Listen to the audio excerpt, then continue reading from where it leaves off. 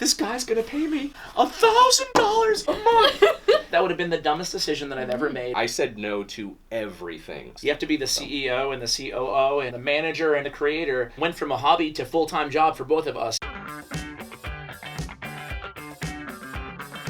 What's up, insiders? Editor Barbara here. So I recently sat down and interviewed two creators as they happened to be visiting our YouTube offices. It started out as a general Q&A about their channels, talking about why they started, their backgrounds, etc. But what was most interesting was how they each, over the past 4 to 5 years, have turned their channels from hobbies into full-blown careers.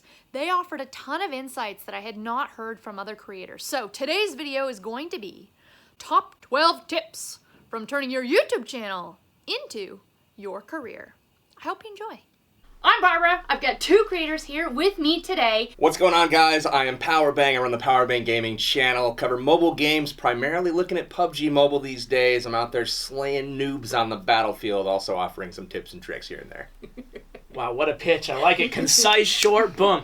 I'm CWA Mobile Gaming, aka Ash, and I cover mostly Clash Royale right now, Supercell games, but with an interest in esports and the competitive scene. Let's start things off right at the very beginning. How long have you been on YouTube? Closing in on 4 years on YouTube. Okay, yeah. Awesome. I've been in since August of 2014. Put yourselves back in the mindsets of your younger self in 2014, 2015. Why did you start your channel? What were your goals at that time? With YouTube, I think it's a common misconception that a lot of people want to get into it for the fame or the money or the notoriety. I think all successful creators start out with a passion, right? And it's something that you hear people say over and over. And I think with Ash and I both, that's where it started for us as well. Man, if you were in this for the money or expect rapid growth, unless you're an extreme outlier, probably in it for the wrong reasons early on. I just did it for the fun and the passion of mobile games, which is my niche at the time. In what other ways do you help build your brand? Thinking beyond YouTube. Focusing on Powerbang for a second, being very consistent with community, trying to establish an identity of who you are as a person. And what people can expect from your content and from you as being part of your community, I feel is extremely important. And then being visible, like having a presence on all the different social medias, Instagram, Twitter, Facebook, all of these are important, and trying to be even when you're consistent. Starting out too, like even when you're small, because I remember when that was a mistake that I made. Yeah, when I was starting, I was like, no one's gonna follow me. Who cares? Like, why am I gonna make But I think it's really important to do. In that. hindsight, right? Looking back, it's like, man, I wish I would have established my Facebook account. I wish I would have started on Instagram when I first started doing this, because look at how much further ahead we'd be. Because all of a sudden, brands start to approach you, like, what's your following on this social media and that social media, and I'm like, oh.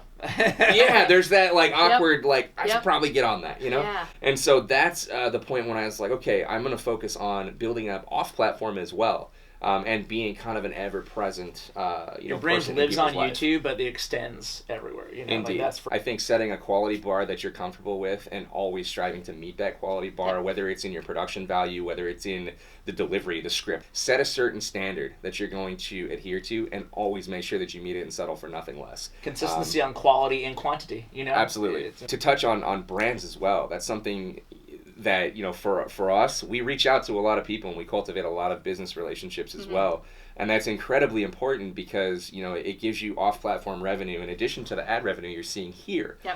What's the worst that people can say? No, we don't want to work with you. Okay, move on to the next. You have to be the CEO and the COO and the manager and everything and the creator of your channel. One thing I regret really early on is treat it as a business. Even if it's small, even if you don't want to make money from it, still treat it as a business. At what point did you start to reach out to brands, or was it really this 100,000 subscribers on YouTube and they started coming into you?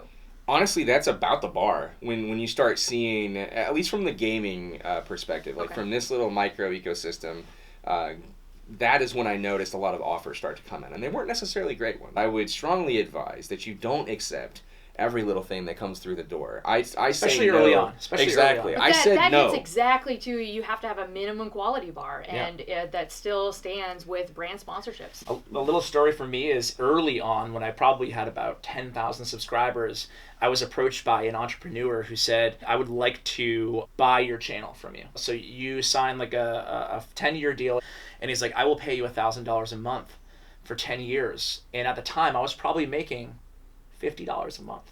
And I was like, I remember calling my friends and being like, this guy's going to pay me $1,000 a month. And now looking back, that would have been the dumbest decision that I've ever made in the history of my life, my career.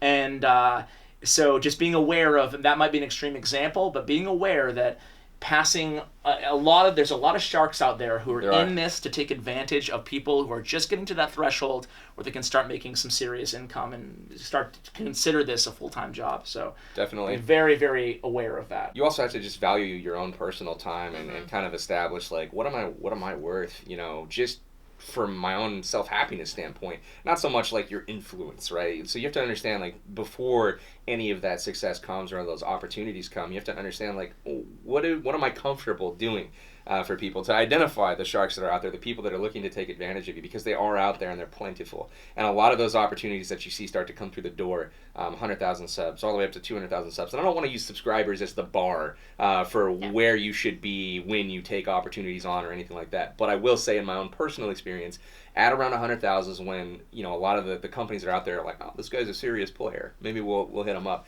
And you start to get these low ball offers come through. And I said no to everything up until around same. 250,000 subscribers was when I started seriously looking at, okay, what am I worth at this point, and started to do some market research and figure out like what type of reach I have, who am I actually impacting here, and what kind of sales can I drive for people that want to work with me. That's a good point too. It's not just accepting the offers that come in, but really understanding, doing the research there, so that you're able to go back and negotiate on these things. Definitely. And it can be tough to find that, honestly, because and there's a lot of variables. Where is your audience watching from? Even the geographically can be a huge. What's your demographics age-wise? Like all those are factors into landing sponsorship deals or brand deals, or even just like one-off type making video, sponsorship video. So all those things are like, it takes a lot of initiative on the creator's part, but once you kind of establish that, then it becomes easier. So I would just advise people to be very reluctant to hop into relationships early on unless they really have done a lot of research. Talk to me about the support circles that you have for yourselves and for your channels right now. Support circles are really important, and it's one of the things that I feel in the industry of content creation on YouTube and other platforms in general is really lacking. It's a very isolated industry. When we make content, typically, a lot of creators out there, you guys are at home, in your basement, in your bedroom, door locked, dark, you got your studio light on, grinding staring. Content, you're grinding that content, and that's something that it can be really isolating. It can be really lonely. But somehow you found each other, because it we seems did. like and that was you're huge. creator Like buds. that, you'd be my well, go on. This is like, I'm leading up to that, right? Like, this guy is like, he's my rock. You know what I'm saying? So little bromance here. But no, honestly, like we became best friends simply through YouTube. So it's actually a really cool story of like, I would have never met this guy had we not both been doing YouTube. I tend to seek out folks that I have respect for in their content. And you can just kind of see that they're genuine people outside and off platform. So it's like, hey, you reach out, strike a relationship up, and you just kind of see where it goes. And how'd you find them? We covered the same game. Yeah. So, we just kind of knew of each other. Like, we were both kind of doing similar things. We'd pop up in recommended videos on each other's channels and that kind of thing. So we knew of each other, but it was quite some time before we actually had a direct dialogue. It's very difficult to say, oh, just create a friend in your industry. Just get a best friend YouTube, buddy. But it's easier said than done. And I'm sure a lot of the topics that we talked about today, especially even the market value stuff, it's like, I'm sure a lot of viewers are right, like, yeah, that's great, market value, like, where do I go for that, And that's where I think that I don't know if it's YouTube's job to do that, but it's difficult. It's just difficult right now out there to find those. But in terms of, just piggybacking on that and the support system, we've gotten to the point now where we actually have managers, shout to Justin. But we have a manager for both. Yeah. Yep. We share everything. But we comment section is gonna go wild. Yeah, right. Oh my God, these. I think that eventually finding someone you trust. It's all about finding people you trust, right? Finding people that you trust, and then once you do, keeping them close. And it took me a while. It took me almost 4 years to finally have a manager, to get to a point where I did a manager. Up until that point, we both did our own kind of deals and our own kind of networking. So relationships with developers, relationships with like-minded creators, and anybody who you see is kind of identify as either a leader, even a thought leader, or an influencer in your space, I think is really important. One thing that I would advise is, make sure that the people that you're aligning yourselves with and signing with and that kind of thing, that they do something to earn your business. Yeah. That they show you that they're willing to go to bat for you before you're end up signing with them. And that's something that, the people that we trust, they really kind of showed us, like, here's why you should trust us, before we were like, okay, because we were both like staunchly like independent, like we will take care of ourselves.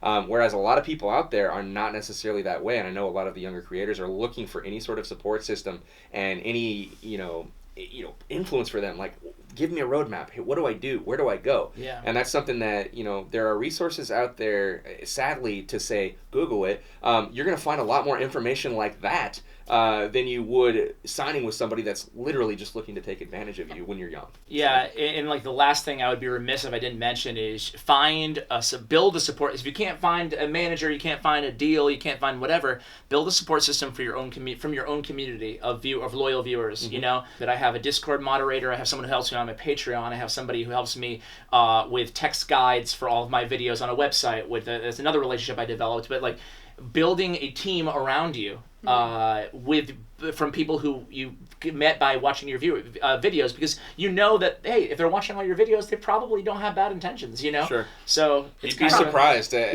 how probably, willing right? people are to chip in and help out to further the cause. I would say the last bit of advice is, I heard this, I think Warren Buffett once said this: if you want to take the next step in any business, the best thing you can do is volunteer unpaid with somebody who you really admire.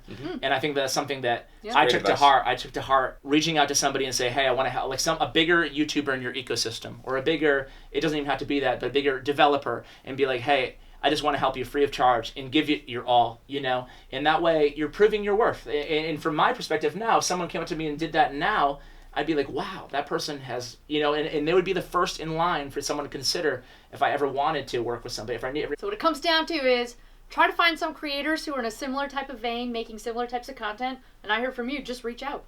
Just try to contact them and see what happens there. And then also take members from your community and see how you can work them into helping support yourself and, it sounds like, your business a little bit. Now, we've talked a lot about positive things, but YouTube isn't always the easiest thing. What are you struggling with right now?